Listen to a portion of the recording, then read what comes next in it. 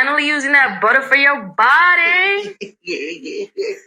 You're looking moisturized. I see you. Ooh. You know what I'm saying? Look at you. Yo, what up, though? Yo, you look good and all. You're moisturized, you're shiny, you're looking ready. But there's one thing you need, and that's a cut, bro. Yes, what's going on here? Yeah, you're right. I do need a cut. I gotta go see Cuttaz. J.Cuttaz. Stand back. I'm gonna teleport us there. What you doing? Hold up. Still a little moisturized. I learned this trick watching anime. This guy, man. Always doing the most. Oh, you don't think you should stop? Yo. Z. Come on, man. You out here embarrassing yourself, you fool. I got it now. Just stop.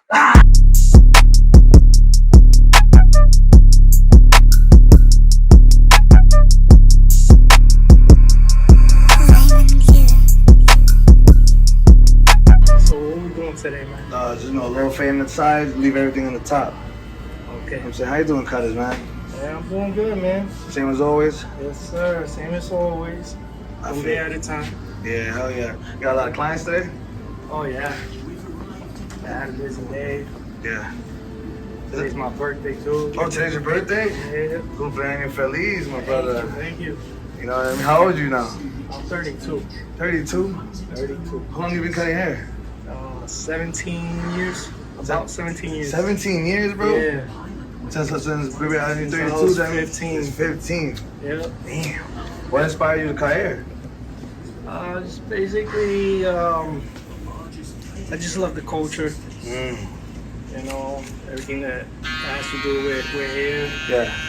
So I remember when the movie Barbershop came out. Ooh, yeah. With Ice Cube? Yeah, that was very influential. Again, the first couple cuts must have been ass then, right? Yeah. How do you even convince people to do it? Just my boys. You know, I grew up and I was raised up in projects, Toganiki. And Holyoke, right? Holyoke, yeah, and so all my boys, I was like, yo, let me give you a free cut, you know, and practice on you. They're all, you know, dumb enough to let me practice, but yeah, I appreciate them. Yo, he's letting me. You bring him to school with the whole shit like this, like the whole with the rainbow, scat lineups, permanent lineups. Nah, that's lit, bro. Yeah. That's how I got my nickname, J.Cuttaz. Because it's cutting them up. Yeah. The name started off as more as a joke then. Yeah, as a joke. Like, Like, I just went along with it. Ooh. I went along with it. I was like, yo, because at first I was like, yo, I'm gonna call myself J Barber. You know, J comes from Junior. J Barbero. Yeah, and so my boy Anthony, he's like, yo, I'm gonna call you J.Cuttaz because you be cutting everybody up. And I'm like, you know what? It sounds kind of catchy, that name. That's like an anime thing right there, because most animes they'll call themselves something that like Deku, and Deku means like worthless. And then he used that name and became like one of the most powerful heroes. Yeah. So like that's basically like your skill point right there. Like you were cut as the person that would cut us up and leave us bleeding. And then you went from being cutters to being like drug cutters. Like you come over here to get the freshest cut, to get the Midas touch. When did you start transitioning from cutting people in the projects to cutting people in the barbershop? So, believe it or not, I only had about 4 months of experience. Okay. Practicing, just cutting every day right after school, just going to my backyard and just practicing. Every time I went to the barbershop, I just stood there and watched everybody cut. What barbershop did you go to when you were watching? I used to go to Goodfellas. Ooh, that's a classic. Yeah. Yeah, I went to Goodfellas as a kid too. Yeah, good times. Who was the person that you were looking? You were looking at all of them as inspiration? Inspiration, all of them, yeah. As a matter of fact, the guy that used to cut my hair, Pepe. Pepe used to cut my hair. Yeah, so he works here. I work with him. That's fire. It's kind of fire. I tell him, yo, remember you used to cut my hair when I was 12 years old? So when did the entry level came in? When did you be start going into the barbershop and be like, yo, let me cut somebody, man. Let me So run a it chair. started one summer around July. Okay. You know, right before I moved up to 10th grade in high school, Holat. Everybody had jobs and summer jobs. So I didn't really have anything, and I was at that time. That's when I started cutting hair. So I was decent enough. I went to this barbershop called Hair Hunters. Ooh, that's another classic. Yeah. So I went in there. I was like, hey, I'm looking for a job, and can I start, whatever. So yeah, just bring somebody, see, how you cut. Oh, so they tested you first. Tested me first. So did you have to have like a cosmetology degree or nothing? Supposed to, yeah, but under surveillance. Right, but if you were naturally good, they'll be like, Yeah. it's all good. We can keep them there. I only had 4 months of experience. And next thing you know, I'm hired. People that were hesitant at first, like, I'm not getting my hair cut with you. And, they seen that, and I started getting more clientele. Which one was do you remember the first one you cut that was like the game changer? I mean, your cut started changing? Yeah, I started doing like the low fades.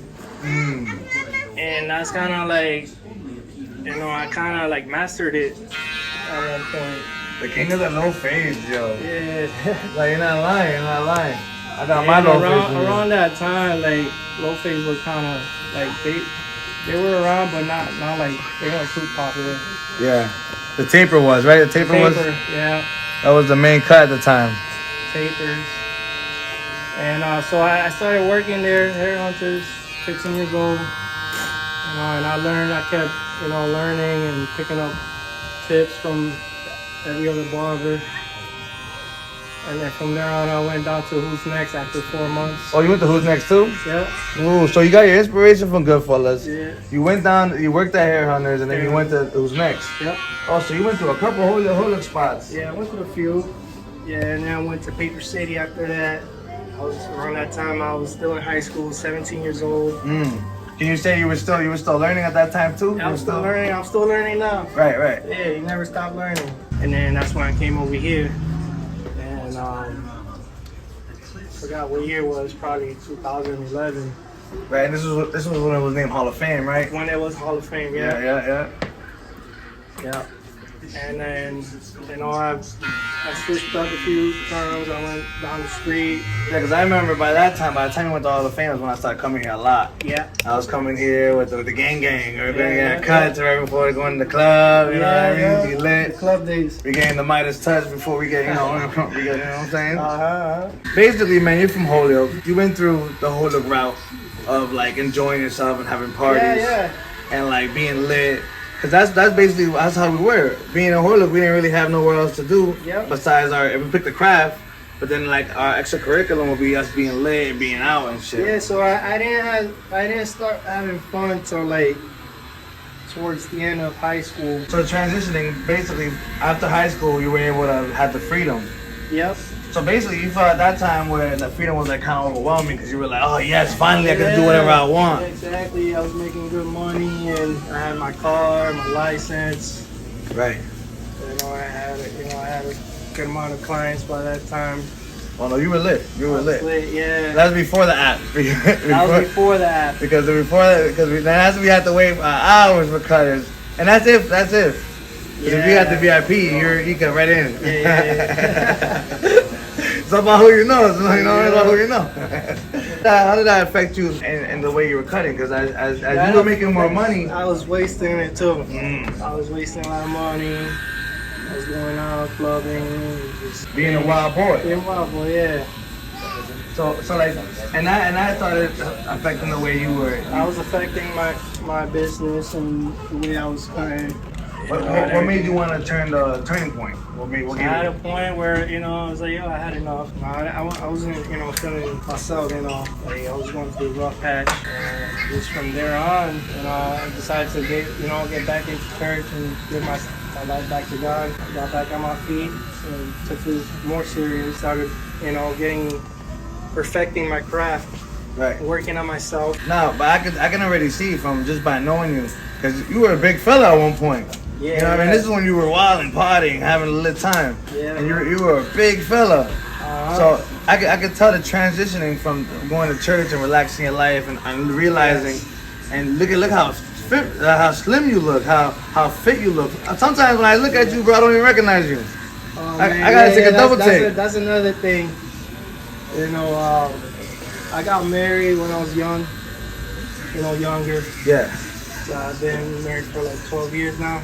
I started, you know, eating good and just, you know, not taking care of myself.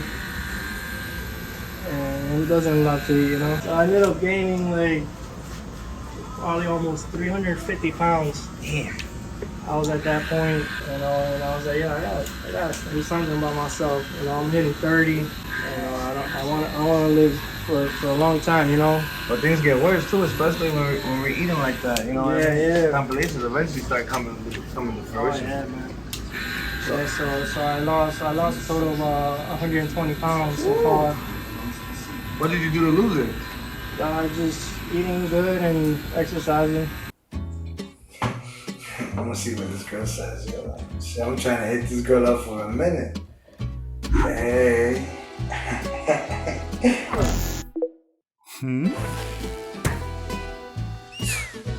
Cause I'm ashy. These girls, man, they always want something more from a person. I know exactly what I need. Yeah, now they can't tell me nothing. Gonna start looking right. I'm gonna take a nice little picture for the default. A few minutes later. Oh! Yeah! That's what I'm talking about. I just need a little lotion. That's what it was. Baby, you know what it is. Ortiz Bath and Body.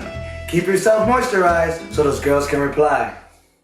But the thing is, we need struggles sometimes just to like bring us together, humble us, you know what I mean? Yeah, definitely. You can remember the time when you were at your lowest and know now that I used to pray for times like this. I used to pray for times like this, to cut like this. But then you started taking your cutting to the next level at one point, right? You started going to these expos. Oh yeah, the expos. I started going to seminars and expos. Explain the expos. Like a lot of us don't know nothing about the expos. So it's just like, you know, Comic Con and all these expos for like whatever for like enthusiasts. Well, this expo is for like barbers, hairstylists, anybody that wants to learn about barbering. And they have competitions over there too, right? Yeah, competition. Yeah, I did that one time. I didn't win, but like the whole experience was just awesome. Yeah, I met new people from like Chile or from around the world. So basically, they have a big sale where there's a bunch of things being sold. Yep. And then they host like raffles and competitions and stuff like that. Yeah, they have the competitions on stage so there's a stage and you guys go up on stage. Yeah, go on stage. And you bring your model. And then they'll give you a certain amount of time, like 30 minutes to do a cut. Oh, so you got to cut it right there. It can't come It can't come pre-cut. Yeah, it can't. It has to come. You have to do it there, yeah. Oh, so you wolf them out? Do you wolf them out most of your models on purpose then? Like, do you wolf them out? Do you like give them like, hey, don't get a cut for like 2-3 weeks? Yeah, I tell them, yeah, don't get a cut for a while. You know, and some would do it, some won't. They'll come back. They'll come back the next week like, but yo, some don't mind because they're like, oh, it's like they want to be part of the experience. Right. And it's pretty dope. I'll just be like, yo, but long bottle, but I need my cut now. I'm going to the zone, bro. I need this. You're making good money. Yeah. And you're chilling. Do you ever think about opening your own barbershop eventually? Yeah, someday. You know, right now I'm not in a rush to do that. And go where I'm at. What's stopping you from doing the barbershop? Just like it just. I just want to eventually just own the property that I will be located in. You guys work on the app. What made you transition? Because I know. So that I started about like in 2016. What was the thought process? Like, take us through. What made you be like, yo, why did you find something? Just having a lot of clients call me. Right. You know, all the time, at all times of the day. It just got kind of overwhelming. Right. You know, picking up calls and double booking by mistake. And then people showing up. Yeah, and there's just arguments and all that. So, and then I heard about this app, called The Cut. How did you hear about it? What was the? I heard about it from other barbers. They told me about it. They showed me how to use the app. And so little by little, I started promoting it on Facebook and Instagram. And just everybody that all my old clients, the new ones, I would tell them about the app. Hey, download this app and just book it from there. You can check my availability. Then from there on, it just kept getting more and more. And I was like, it's crazy, because sometimes people have to wait like 3 weeks. that shit do be overbooked. Sometimes a month, but I don't have to be picking up calls. All I have to do is just confirm. That's Right. it. Like not going crazy. Nah, and it makes sense. It makes sense because honestly, now you have a department where somebody can actually they don't even have to go to you. They just check it real quick, see what's available, and they're able to book a cut. Imagine it's a lot easier than having us walk in, and we'll call you and hopefully, what I mean, we'll wait 3 hours to be called up, like it used to be back then. Nah, I think all barbers should start doing that from now on. Like that's like the revolutionized thing to do. Yeah, definitely. You know what I mean? Some people don't like it. They don't like the whole system. What's their problem with it? It's mostly like the old cats. Like they're not used to it. They're not. A lot of technology. Used to technology, yeah. Sometimes people will come in and get mad, like, oh, you think you're Hollywood now? Like, nah, man. They cambiaste, cabrón. Oh, you changed, bro. You changed. Nah, I'm just trying to be organized, man. For real. Yeah. Not honestly, bro. It revolutionized because now all of us we come in and we get our cuts immediately. I know for a fact if I book it at 3, I'm leaving at 3:40. Yeah. You know what I mean? And that's amazing all by itself. Yeah, and I try to be on point with my timing and the cuts and everything, and that's what keeps people coming back. And just respecting their time.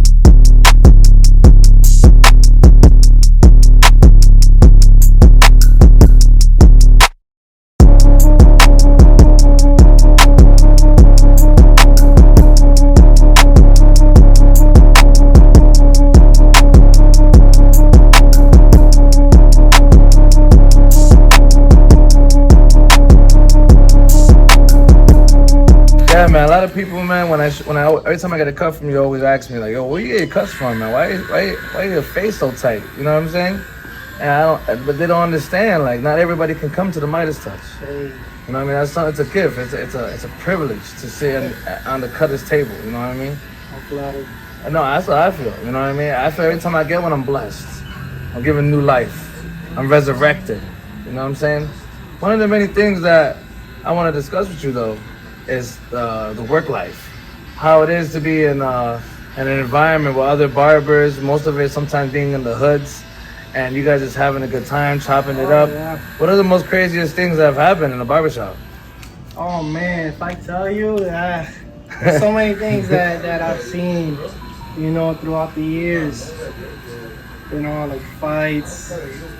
You know, Like fights? Well, like, what do you mean? Like someone that like met up with him and was like, hey, yo, I remember you from yesterday. Pang, pang, pang. yeah, stuff like that. Or Have you ever seen somebody get snuffed off the barber chair? yeah. Yeah? Like while they're cutting, like, oh, let me back up. Yeah, but like one of these. Hey, you remember me? Yeah. Oh, and back. Oh, right off the barber chair. One of those. Did you like? Was he on your chair or was he on somebody else's chair? Somebody else's chair. Did the person keep cutting him after he was slapped? Yeah, he kept. Yeah. That's gangster. That's professionalism right there. That's They finest. took a little pause and then. Like, stop ready. Okay? Okay, let's continue.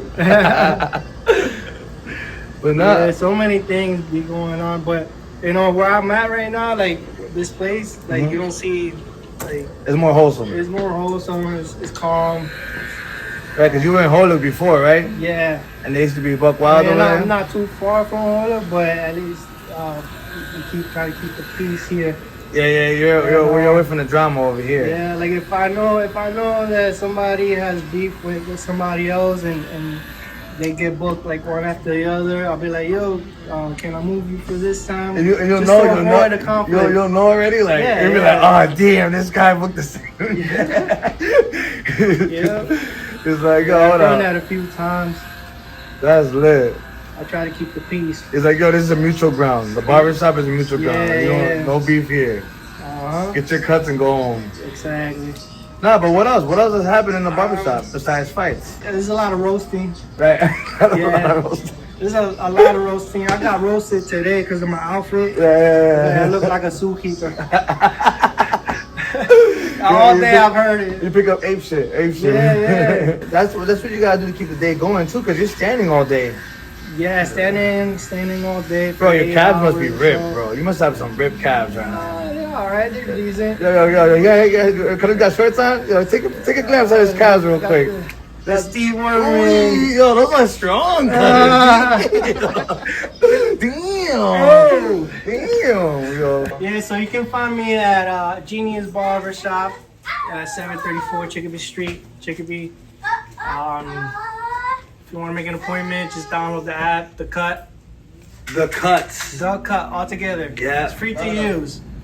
Not It's for free. me, but for you it It's is. free, so don't stop bago right there. It's And free. always book on time, you know, it's, yeah, it gets booked up pretty fast. It happens too quick. Sometimes you gotta book 2-3 weeks ahead. Be ready. Yes, sir. Where do they find you on social media? J.Cuttaz, that's J.Cuttaz. It's J.Cuttaz, Cuttaz. Yeah, on Instagram. Okay, let's go. And that's about it, yeah. All right, man. As always, it's your boy Holat Jonez. If you don't like the content that we're putting out, you don't have to watch us. You don't have to see. You already know I get touched up by the Midas, and nobody around here is fucking with my boy. If you have a problem with the way the haircut look, you just a hated ass nigga. You already know it's your boy Holat Jonez. We out of here. You fat, bro. You ashy. You look like a werewolf head. An ashy one. Damn, bro, you don't get embarrassed? You don't get embarrassed in public, bro? What's Then he wrong? wonders why the girls don't talk to him. And your tears won't even come down your face. You'll start dry before they even come down. Yo, do you shower? Ew.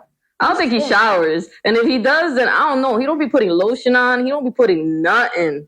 You know what? Use some Ortiz Bath and Body, man. Maybe the girls will talk to you now. Yeah. When I come back, you better be nice and moist, bro. Just know our podcast is sponsored by Ortiz Bath and Body.